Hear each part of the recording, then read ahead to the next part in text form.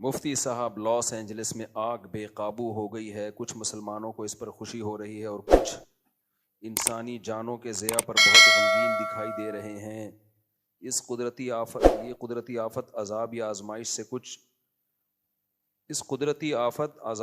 آزمائش سے کچھ بڑے ظالم لوگوں کے گھر بھی جلے ہیں، اس پر کیا رد عمل دینا چاہیے؟ تو انسان کسی کے عذاب کو دیکھ کے انسان پہ یہ سوٹ نہیں کرتا کہ وہ خوش ہو۔ جب کسی علاقے میں آگ لگتی ہے، کچھ برے ہوتے ہیں، کچھ اچھے ہوتے ہیں، تو ہم اس آگ پہ ہرگز خوش نہیں ہیں۔ اللہ اس آگ کو جلدی بجھا دے، بہت سے بے گناہ لوگ بھی ہوں گے، اور اس سے عبرت حاصل کرو۔ ایک آگ انسان لگاتا ہے اور کچھ آگیں اللہ بھی لگا لیتا ہے۔ ہم تو حیران ہو رہے ہیں امریکہ جیسے ملک میں آگ لگ کیسے گئی، اتنا ان کا آگ بجھانے کے جو ان کے جو سروسز ہیں وہ اتنی ایکٹیو ہیں کہ آپ سوچ بھی نہیں سکتے۔ دیکھو کہیں بھی کوئی عذاب آئے یا آگ واگ لگے یا کوئی بھی مصیبت ہو، لوط علیہ الصلوۃ والسلام کی قوم کا عمل ہمارے سامنے ہے۔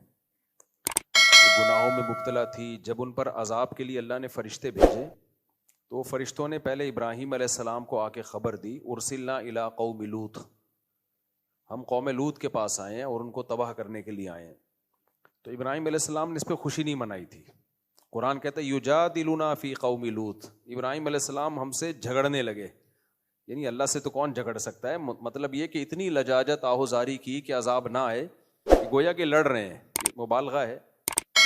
اور اللہ نے فرمایا ان ابراہیم لحلیم اواہ منیب، نرم دل تھے، بردبار تھے۔ تو انسان کسی کے عذاب کو دیکھ کے انسان پہ یہ سوٹ نہیں کرتا کہ وہ خوش ہو۔ ہمیں تو بس اللہ کے عذاب سے پناہ مانگنی چاہیے کہ اللہ نے جو کافروں کو بھی عذاب دینا ہے آخر میں ہی رکھے، دنیا میں اللہ کسی کو عذاب نہ دے۔ تو اس پہ خوشی نہیں بنتی جو آگ لگی ہے، یہ جب مان لیا جائے کہ وہ سارے ظالم ہی ہیں۔ ایسا ہوتا بھی نہیں ہے۔ جب کسی علاقے میں آگ لگتی ہے، کچھ برے ہوتے ہیں، کچھ اچھے ہوتے ہیں۔ البتہ اتنی بات ضرور ہے کہ یہ عبرت کی بات ضرور ہے۔ غزہ میں جب آگ لگی ہے، جو روزانہ آگ لگ رہی ہے، روزانہ بم برسائے جا رہے ہیں جس میں معصوم بچے جل رہے ہیں، اس آگ پہ کوئی نہیں روتا۔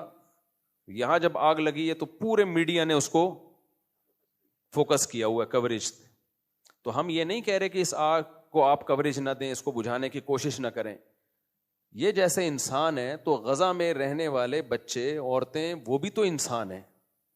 ان کے بارے میں خاموشی اختیار کر لینا، بلکہ اور اسرائیل کو اپریشیٹ کرنا، پروموٹ کرنا، اس کی مدد کرنا، تو پھر انتقام کی اللہ کی آگ بھی جوش میں آتی ہے۔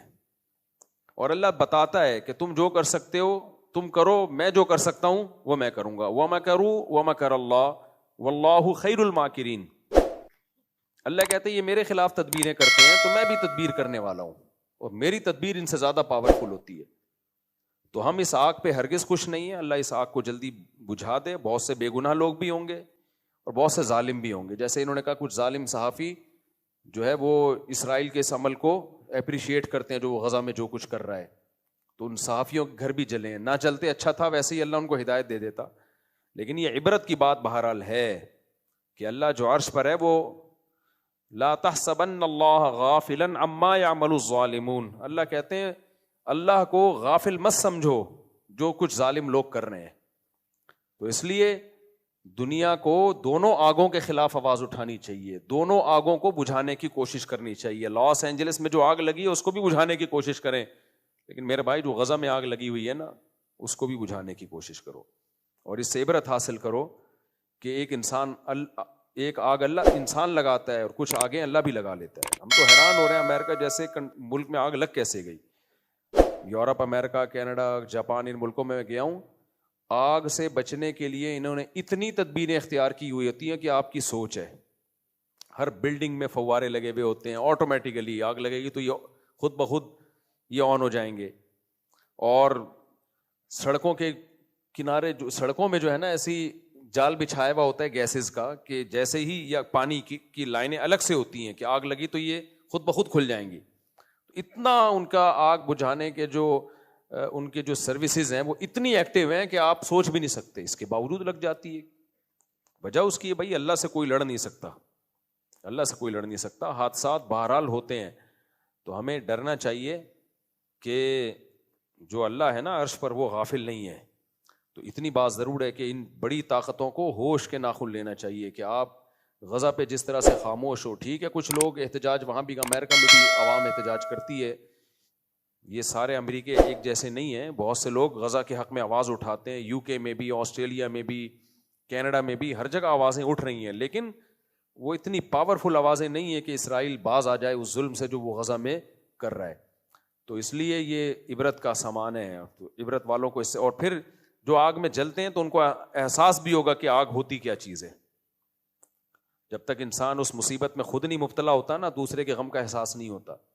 جو اللہ نے ہمیں رمضان میں روزے رکھنے کا حکم دیا اس میں بہت ساری حکمتوں میں ایک حکمت یہ بھی ہے کہ بھوکا رہ کے غریبوں کا احساس ہوتا ہے کہ بھوک کیا چیز ہوتی ہے, جن کو کھانا نہیں ملتا ان بیچاروں کی کیا کیفیت ہوتی ہے.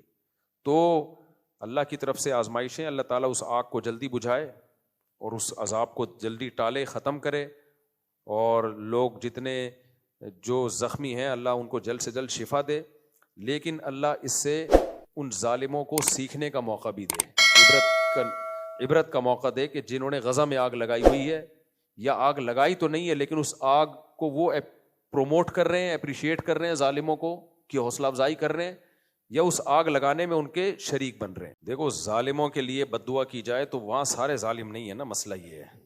اسپیسیفک ظالم کے لیے بد دعا کرنا تو جائز ہے, وہ بھی شدید حالات میں جب ظلم بہت بڑھ جائے تو اللہ نے اجازت دی ہے, لیکن پھر وہ صرف ظالم کی حد تک محدود رکھی جائے نا. میں گیا ہوں لاس اینجلس, سارے ظالم نہیں ہیں وہاں, بہت سے نیک لوگ بھی رہتے ہیں, بہت سے امریکی بھی ایسے ہیں جو اسرائیل کو سپورٹ نہیں کرتے, وہ غزہ کے حق میں, وہ غزہ پہ جو ظلم ہو رہا ہے اس کے خلاف ہیں. لیکن جب اس طرح کے اجتماعی عذاب آتے ہیں وہ تو سبھی لپیٹ میں آتے ہیں. پھر آج کل بہت سی امریکیوں کو مسلمان بنانا دنیا کا سب سے آسان کام ہے.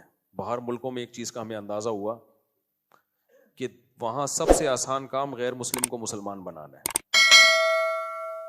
تو وجہ اس کی ہے کہ وہ خالی کاغذ کی طرح ہیں, ان کی خاندانی روایات تو ختم ہو گئی نا. انڈیا میں کسی جب ہندو مسلمان بنتا ہے نا تو اس کی پرمپرا اور پیچھے پورا خاندان اور وہ دھمکیاں اور قتل. گوروں کے یہاں تو یہ سیٹ اپ ہی نہیں ہے, چچا ماموں والا, صحیح ہے نا. اس کی انڈیویجول لائف ہے, وہ لائف کو انجوائے کر رہا ہے, اس کو تمیز سے بات سمجھاؤ وہ سمجھ جائے گا, وہ مان جائے گا وہ. لیکن وہاں کوئی تمیز سے یہ کام کر نہیں رہا, کر رہے ہیں لیکن بہت محدود پیمانے پر کام ہو رہا ہے, ورنہ کوئی صحیح طریقے سے کام کرے نا. اچھا بہت سے تنظیمیں ہیں جو کام کر رہی ہیں, جو ہم نے اتنے ہزاروں مسلمان کر دیے, ٹھیک ہے ان کو اپریشیٹ کرنا چاہیے ان تنظیموں کو, لیکن وہ جو انہوں نے مسلمان کیے ہوتے ہیں نا وہ ان کی اتنی ایفرٹ نہیں ہوتی, وہ خود ہی مسلمان ہونے کے لیے تیار ہوئے بیٹھے ہیں لوگ. میں ملاوی گیا تو ایک بندہ لانچ میں نہیں, جس کی میں نے ولاگ بھی بنایا, ایک افریقی آیا, کرسچن تھا, وہ کہتا ہے میں ہماری داڑیاں ٹوپیاں دیکھی, کچھ مستورات بھی تھیں ہمارے ساتھ, تو وہ ان کا پردہ وردہ بھی, نماز سب دیکھا اس نے, تو ان کی عورتوں کو تو پردہ ہی نہیں ہوتا. تو یہ چیز ویسی اٹریکٹ کرتی ہے یار, کہ ان کی خواتین ہیں کیسی با پردہ, بچیوں نے بھی اسکارف پہنے ہوئے ہیں, بچوں کے بھی پورے ڈریس ہیں. یہ چیز خود انسان کو, ہر خاندانی آدمی چاہتا ہے یار کوئی تمیز کی زندگی ہو. تو وہ آیا اور کہنے لگی, یہاں سے یورپ جاتے ہیں لوگ, لڑکے سوچتے ہیں ابے یار اس ٹرک میں جا رہے ہوتے ہیں. تو یہ سب 2-4 دن کے مزے ہیں, اس کے بعد یہ نیچرل لائف نہیں ہے. انسان کو پردے والی عورت ہی اچھی لگتی ہے, اپنی بیوی بیٹی ماں کو سب لوگ, مرد پردے میں ہی اچھی لگتی ہے اس کو, وہ کہ یار پردے میں ہی رہے, بیوی بھی پردے میں ہی اچھی لگتی ہے. تو عجیب سا, میں تو وہاں گیا نا ایک گھر میں کسی اس کنٹری کا نام نہیں بتاؤں گا, میں نے پہلے بھی واقعہ سنایا تھا. تو مجھے انگریزوں کے گھر اندر سے دیکھنے کا بڑا شوق تھا کہ یار ان کا کلچر تو نظر آئے. تو ایک کنٹری میں ہمارا جانو انگریز نہیں تھے وہاں پہ, غیر مسلم تھے, گورے نہیں تھے, لیکن گوروں کے ٹائپ کے ہی ہو گئے ہیں ساری دنیا. تو وہ بھی بڑا ترقی یافتہ ملک تھا. تو میں نے ان سے کہا یار تھوڑا مجھے گھر کے اندر کو تو دکھاؤ نا کیا ہے. تو وہ ان کے پڑوس تھے, انہوں نے بات کر لی. ایک انکل باہر کھڑے ہوئے تھے, ان سے اجازت لی کہ یہ اسکالر ہیں, پاکستان سے آئے ہیں, یہ آپ کے گھر کے اندر کا سیٹ اپ دیکھنا چاہ رہے ہیں, کیا ہوتا ہے, یعنی کیسے رہتے ہیں آپ لوگ, ہمیں یہ ہے شوق بہت. اس نے پی ہوئی تھی نا, قمیض اتاری ہوئی تھی, شکر ہے نیچے پہنا ہوا تھا, ورنہ پینے کے بعد بعض دفعہ وہ سمجھتا ہے کہ پہنا ہوا ہے, وہ ہوتا نہیں ہے پہنا ہوا. اوپر سے قمیض اتری ہوئی. تو میں نے کہا قابل برداشت ہے. تو گھوم رہا ہے نا, اس نے کہا ہاں ٹھیک ہے چلے جاؤ. اب ہم لوگ جب کسی کو گھر میں لے کے جائیں پہلے بیگم پردہ کر لو, ایسا ہی ہوتا ہے نا, مستورات ایک سائڈ پہ ہو جائیں. اس نے کہا گھس جا. اسپینش زبان میں بولا وڑ, ٹھیک ہے نا. ہم نے کہا یار کوئی پردہ کچھ بھی نہیں.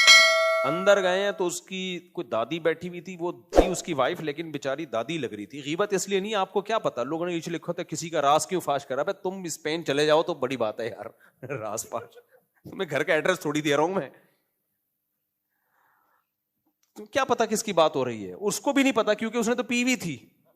میرا ترجمہ کر کے بھی کوئی بتا دے گا نا اسپینش میں کہ آپ کا واقعہ سنا ہے, پھر بھی اس کی سمجھ میں نہیں آئے گا, اس کو پتہ ہی نہیں ہوا کیا ہے نا. پینے والے کو تو ہوش کے بعد پتا چلتا ہے کون آیا کون نہیں آیا, اس لیے اس میں کوئی غیبت نہیں ہے. تو جب میں اندر گیا ہوں تو ایک بڈیا بیٹھی ہوئی, اللہ معاف فرمائے اس نے, اور بس وہ اوپر کا تھوڑا بہت, یار بوڑھی عورتیں اس ڈریس میں اچھی لگتی ہیں, بیٹھی ہوئی کوئی فلم دیکھ رہی ہے. وہ مجھے اپنی دادی یاد آئی.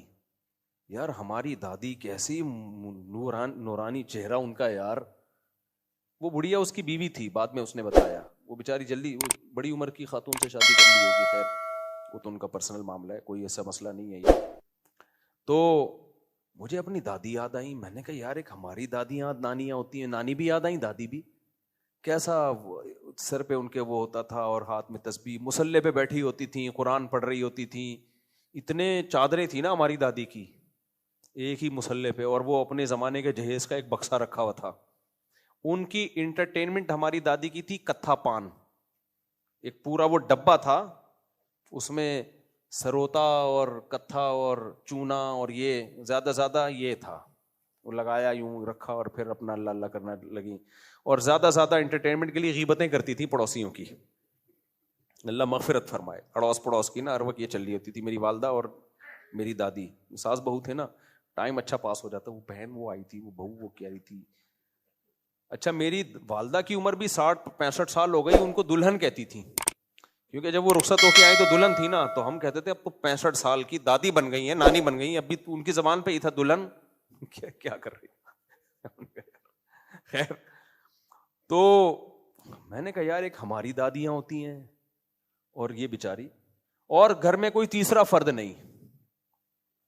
ہمیں دیکھا انہوں نے ہائی ہائی فائن اسپینش میں کچھ بولا, انگلش میں بھی کچھ ٹوٹی پھوٹی انگلش. مجھے خیال ہوا تھا ہمیں دیکھ کے تھوڑا سا ہوگی, تھوڑا ہوتا ہے نا, نہیں بھائی وہ تو سب کا اسٹائل ہی ہے یہ, اس کو وہ ان کا کلچر ہے یہ, اس کو وہ برا نہیں سمجھتے. ہم نے کہا ہائی ہائی فائن, اس نے کہا فائن. پتہ نہیں کوئی انگلش کوئی وہ لگی ہوئی تھی اس میں, کوئی ڈاکومنٹری. گھر بس ٹوٹل یہی, سب کا یہی حال ہے بیچاروں کا یار. اور وہ اتنی پرانی چیزیں گھر میں, پورا گھر سامان سے بھرا ہوا, اور بہت سارے ملکوں کے کوئی جھنڈے اور علامتیں. میں نے پوچھا یہ کیا ہے, اس نے بتایا کہ ہم جس کنٹری میں اپنے ہسبینڈ کے ساتھ میں گئی ہوں تو اس کا ہم نے ایک فلیگ لا کے رکھا ہوا ہے تاکہ یادگار رہے. ہم اتنے ملکوں میں, یعنی محبت والے میاں بیوی تھے, پوری دنیا گھومے. کیا محبت کے 4 بچے نہیں ہو سکے تمہارے یار.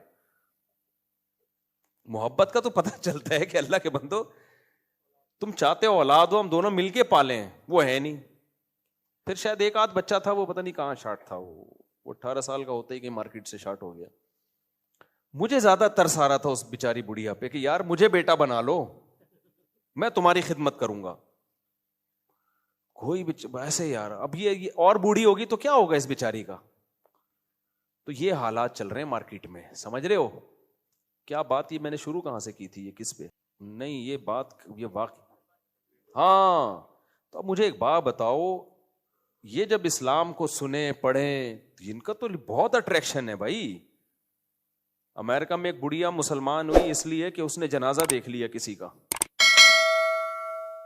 اور وہ مسلمان بھی بڑے لبرل سے تھے, کوئی بہت مذہبی نہیں تھے. ان کی دادی کا انتقال ہوا امریکہ میں, انہوں نے غسل دیا, کفن دیا, جنازہ رکھا, پڑا بڑی تمیز سے جا کے. وہ بڑھیا نے, انگریز نے کہا بھائی کتنی تم عزت مردے کو دیتے ہو, میں تو مر گئی تو مجھے تو پتہ نہیں, جلا دیں گے کیا کریں گے, میرے بچے بھی آئے گا بھی کہ نہیں آئے گا. وہاں گاؤں دیہاتوں میں فیملی سسٹم ہے, لیکن شہروں میں تو یہی حالات چل رہے ہیں. تو مجھے تو پتہ نہیں کیا کر دیں گے. تو میں اگر مسلمان ہو گئی مجھے بھی یہ پروٹوکول ملے گا. انہوں نے کہا ہاں بھائی یہ تو جو بھی مسلمان ہو اس کو ہم غسل کفن کے بغیر نہیں دفناتے.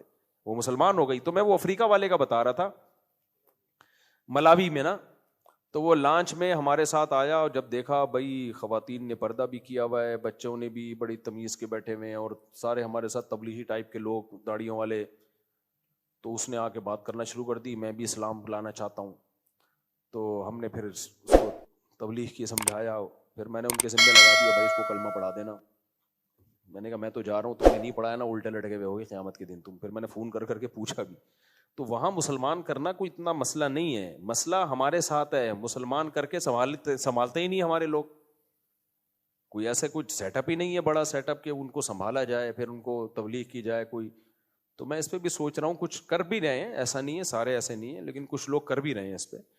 خلاصہ یہ نکلا کہ اس وقت دنیا میں جو ہٹ دھرم اور ضدی ہیں ان کی تو میں بات ہی نہیں کر رہا، لیکن نارملی غیر مسلم کا اسلام لانا اتنا مسئلہ نہیں. ابھی دیکھو ایک عیسائی آتا تھا یہاں بیان میں بیٹھتا تھا، کرسچن لڑکا تھا، میرا خیال ہے کتنے سال بیان سنا ہوگا. کون جس کے بیچارے کی ڈیتھ بھی ہو گئی ابھی، کون لایا تھا اس کو یار؟ ادھر ہی کوئی لڑکا آتا ہے بیان میں.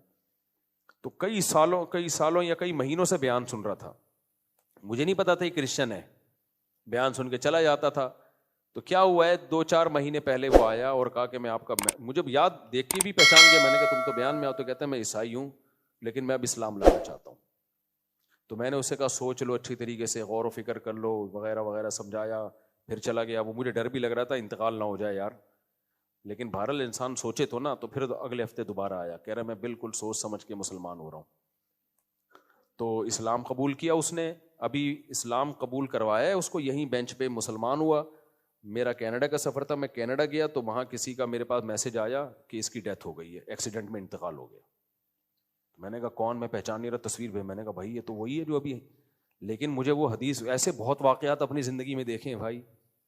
تو حدیث میں آتا ہے کہ انسان برے عمل کرتے کرتے کرتے ایک بالش جہنم کے قریب پہنچ جاتا ہے، لیکن اللہ کے علم میں ہوتا ہے کہ یہ جنتیوں میں سے ہے. صحیح ہے نا؟ صحیح حدیث ہے. تو اتنا جہنم کے قریب ہو کر وہ اعمال شروع کر دیتا ہے تو جنتیوں والے ہوتے ہیں. اور اس کے الٹا بھی ہوتا ہے، نیک عمل کرتے کرتے جنت کے ایک بالش قریب ہوتا ہے، لیکن اللہ کے علم میں ہوتا ہے کہ یہ جائے گا کہاں؟ جہنم میں. عین وقت پہ مرتد ہو جاتا ہے، اس کو پتہ نہیں ہوتا اس کے بعد میری موت ہے. میں نے ایسے اپنی زندگی میں غیر مسلم اور بھی دیکھے ہیں، جوان مسلمان ہوئے 4 دن بعد ڈیتھ ہو گئی ایکسیڈنٹ سے. یا تو یہ بڑے خوش قسمت لوگ ہیں. اس لیے میں کوئی غیر مسلم مسلمان ہونا چاہے نا اس کو ڈیلے نہیں کرتا بھائی، موت کا کوئی بھروسہ نہیں ہے. ایک واقعہ تو میں بہت دفعہ سنا چکا ہوں. ہم جس مسجد میں رہا کرتے تھے پہلے، وہاں ایک عیسائی لڑکا آیا، ینگ تھا، 22-23 سال کا لڑکا، رمضان میں. اور یہ پرانا واقعہ ہے، جون جولائی کے روزے تھے ہمارے بچپن کے، جون جولائی کے بہت لمبے ٹف روزے تھے. اس میں تو مسلمانوں کا دل چاہ رہا ہوتا ہے کہ یار ہم تو عید کے بعد مسلمان ہو جاتے تو زیادہ اچھا تھا. اتنے لمبے ٹف روزے تھے. ہمارے بچپن کی بات کر رہا ہوں، اور اس وقت ایئر کنڈیشن وغیرہ کی اتنی سہولتیں بھی نہیں تھی. بہت کم لوگوں کے ایسی اے سی جس کے گھر ہوتا وہ تو مجھے یاد ہے ایک دفعہ ہم کسی بینک میں جانا ہوا، اے سی لگا ہوا تھا. میں اپنے کزنوں کو، ابے بھائی ایسی ٹھنڈی ہوائیں آ رہی تھیں، میں ان کو جا کے بتا رہا تھا وہ بھائی. تو اے سی بہت کم لوگوں کے یہاں ہوا کرتا تھا. تو وہ لڑکا رمضان میں مسلمان ہوا. ہماری مسجد کے امام صاحب نے اس کو بہت اچھی طرح سمجھایا، سوچ لو، جلد بازی نہیں ہے، کوئی جبری دباؤ تو نہیں ہے، کوئی لالچ تو نہیں ہے. انہوں نے کہا ہم پیسے ویسوں کا تعاون نہیں کریں گے. دیکھنا چاہ رہے تھے نا بعض لوگ 10 دفعہ روزانہ مسلمان ہوتے ہیں، ایسے بھی ہم نے کچھ غیر مسلم پکڑے ہیں. ادھر آ کے مسلمان ہوا، چندہ لیا، اس مسجد میں جا کے دوبارہ مسلمان ہوا، ادھر سے چندہ لیا. پورے کراچی میں مسلمان ہی ہو رہے ڈیلی وہ. تو ایسے بھی فراڈی ہیں کچھ. تو دیکھ لیا بھائی نہیں کوئی فراڈ نہیں ہے. تو ہمارے سامنے اس کو پھر امام صاحب نے کلمہ پڑھایا. اللہ کی قدرت، اگلے دن وہ بیمار ہوا ہے اور بخار آیا اس کو، اتنا سخت بیمار ہوا. لیکن اس نے اسی وقت وصیت کر دی، اپنے سارے خاندان میں اعلان کر دیا، دیکھو میں اسلام قبول کر چکا ہوں، اور میری موت ہوئی تو مجھے غسل دیا جائے گا، مجھے کفن دیا جائے گا، میرا جنازہ پڑھا جائے گا. اور اس کی موت ہو گئی. لیکن عیسائیوں میں ایک چیز ہے، قرآن سے بھی پتہ چلتا ہے، مشاہدے سے بھی. اللہ کہتے ہیں کہ اسلام کے خلاف سب سے کم تعصب عیسائیوں میں ہے. وَلَتَجِدَنَّ أَقْرَبَهُمْ مَوَدَّةً لِلَّذِينَ آمَنُوا الَّذِينَ قَالُوا إِنَّا نَصَارَىٰ. سورہ نساء یا سورہ مائدہ کی آیات ہے کہ تم مسلمانوں کا سب سے بڑا دشمن یہود کو پاؤ گے اور مسلمانوں کے سب سے قریب تم عیسائیت کو پاؤ گے. تبھی دنیا میں اسلام قبول کرنے والوں میں جو کنورژن ہے نا سب سے زیادہ عیسائیوں کی ہے. عیسائی لوگ سب سے زیادہ مسلمان ہوتے ہیں, اور ان میں تعصب بھی نسبتاً کم ہے. کوئی عیسائی مسلمان ہو جائے تو اکثر اتنا خطرناک اس کا بائیکاٹ نہیں ہوتا. ہمارے بھی کرسچن